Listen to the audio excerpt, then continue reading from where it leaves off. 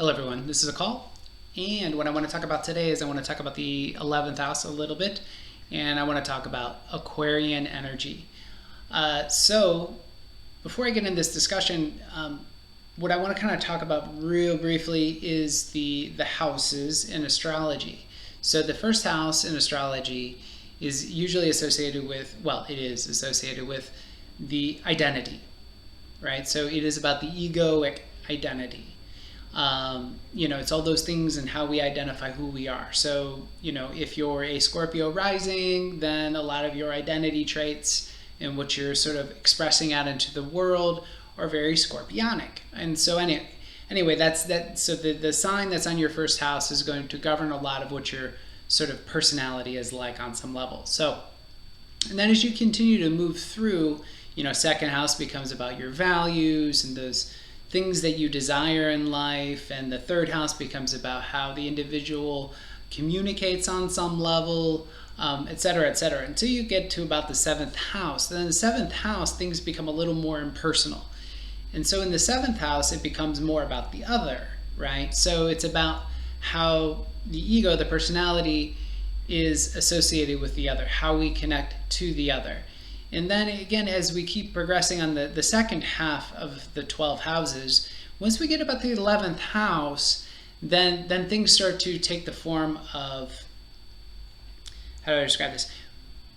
Kind of more transpersonal energy, but it's more about the broader network, right? So it's much more about the broader network. It's much more about friends, associates, and again, so the social network expands here, right? So that being said, Aquarian energy is a social energy.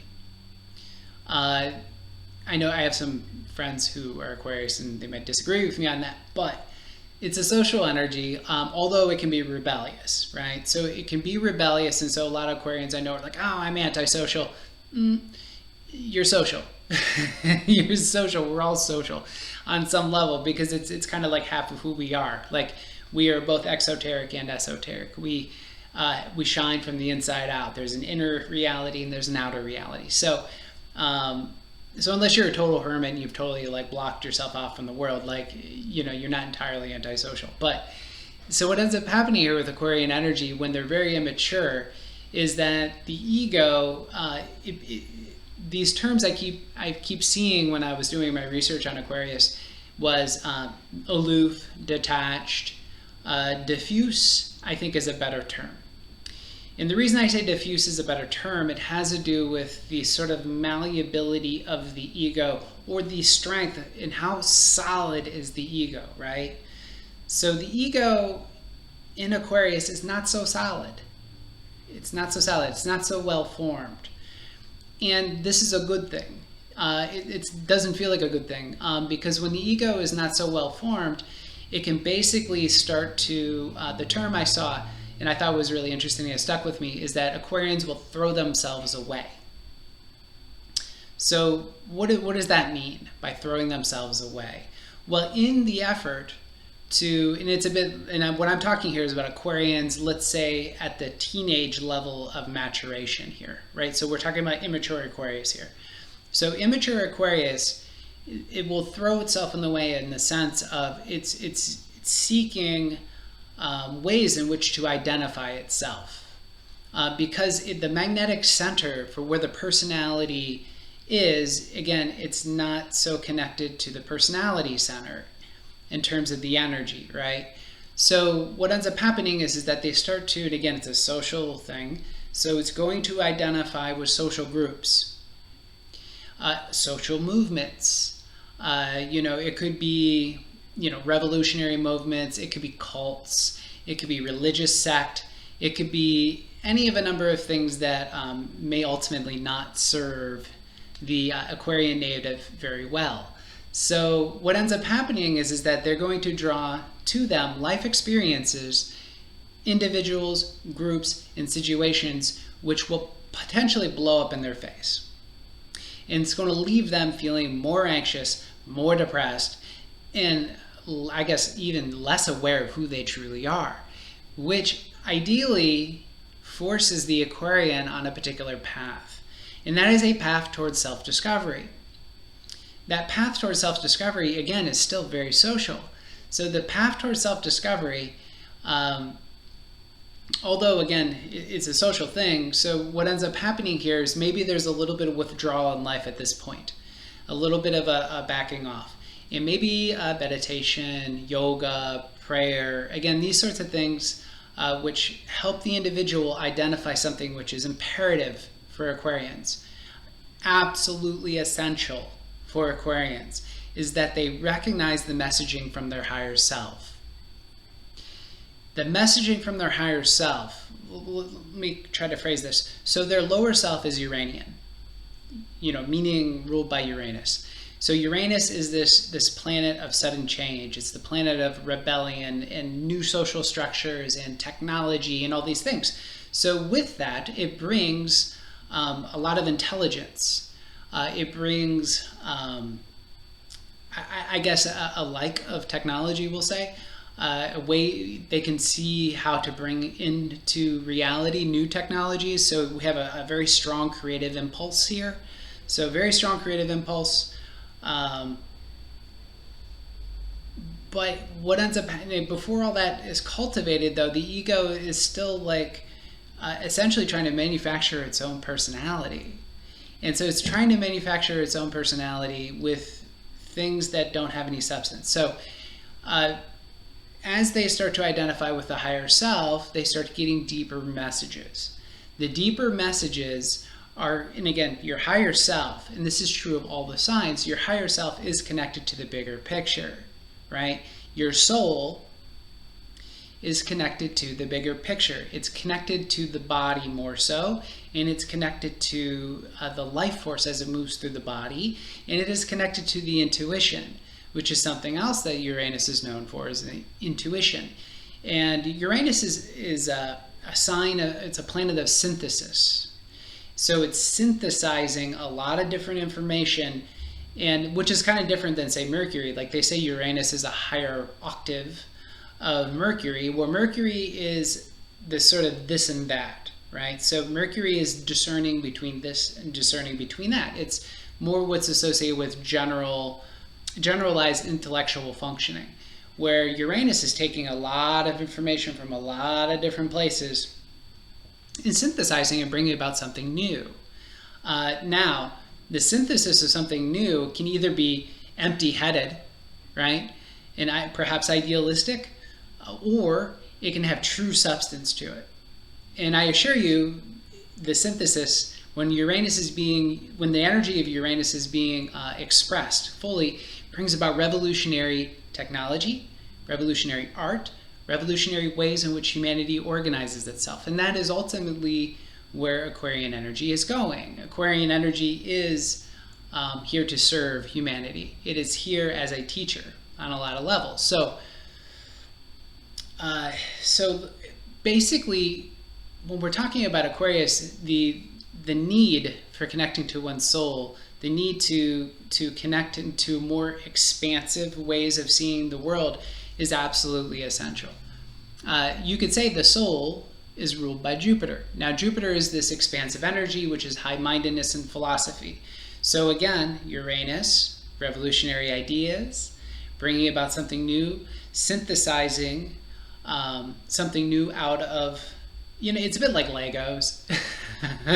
So if you have Legos, and you have all these little Lego pieces, they're all like separate little pieces, and they don't look like anything as separate little pieces. When you put them together, and all of a sudden you got a car, right? Or you could build a little house out of the Legos, right? But none of that, it didn't exist before all the little pieces were recognized for what the little pieces were. So Aquarians, they can do is they can step back and look at the bigger picture in a much broader way. And so this with maturity, they can then apply higher-minded spirituality or philosophy in order to bring about, again, just not only brand new expressions, but ultimately brand new expressions that serve humanity, right? So they move from immature to being very egocentric, borderline sociopathic, which I don't mean that in a bad way. There's several signs I would say are borderline sociopathic when immature. I would say most human beings are borderline sociopathic if we're serving our ego. So from being very egoic and identifying with being group oriented, other words, not individualized, right? So they move from that to becoming creative and artistic, about bringing new forms into existence that ultimately benefit humanity. But again, in that sort of intermediate stage, there's still a sense of separation. There's a sense of male and female. There's a sense of all these different identity, I guess, aspects of the identity. So they may get caught up in anchoring into sort of like, let's say, identity politics, or like they serve a particular underserved group. And again, I'm not saying this is inherently flawed, but I would say it is not where Aquarius can ultimately go. When Aquarians finally connect to their soul, to their higher self, then what they end up seeing is what is universal. So when you come into universal, you don't see male and female anymore, you see humanity. And that's where they're heading. That's where, as the maturity process happens, they are moving towards that. Now, how do you know if you're moving in the right direction? Well, I would say that one of the ways in which you can say you're moving in the right direction is, so Saturn, which is the traditional planet associated with Aquarius, brings you pain, fear, and suffering, right? So pain, fear, and suffering. So Saturn is associated with Capricorn, the sign before that. So if the Aquarian, let's say, takes a step backwards and starts behaving like Capricorn, what ends up happening is they get all caught up in the social structure. They get caught up in the constructs. What do I mean by constructs? Well, Capricorn is often associated with the boxes we create, right? So government is a box. What else? I guess any of the ways in which we social organize. You could say the monetary system is a box. Things that man creates are boxes. In other words, they are not derived from nature. They are man's overlay over nature. And that is Capricorn in a lot of ways. When I do the Capricorn video, it'll make more sense. So if Aquarius takes that step backwards and they get caught up in the social structures, they get caught up in worrying about their social status, they remain shallow, and they remain, in some ways, an individual, but it's egoic. There's no individuation. The individuation doesn't happen until they recognize what is universal, because it is the true individual is here to serve humanity. And I know there's all this debate right now between communal and individual, right? So, we have to self-sacrifice for the community, for society, for the culture. Nonsense. That's immature thinking. How we can ultimately serve is when we connect to our soul, when we connect to that higher self. The higher self is always connected to every other human being. And again, if you can't see God in all, you can't see God at all. And that's incredibly important, because in the sense of how Yogi Bhajan, when he said that, what he was meaning is not God like this judging, dude in the sky with a giant sort of Nordic Viking beard. What he was actually talking about was this idea that there's that the energy which is universal within all things. So you could say G, generate, O, organize, D, destroy, right? So these are the universal patterns that exist in everything in the world as we know it. And that is universal. So with all that said, hopefully I didn't just confuse you more about Aquarian energy. I didn't want to get a lot into sort of like the characteristics and the details of this particular sign.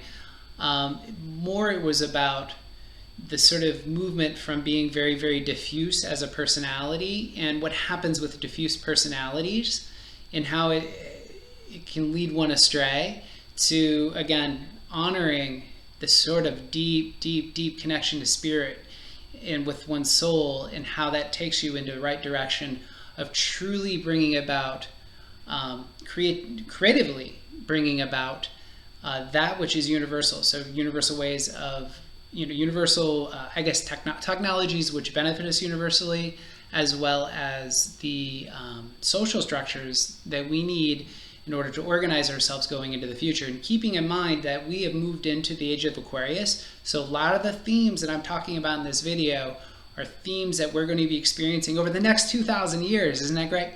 So with all that said, thank you for watching this video. Appreciate you.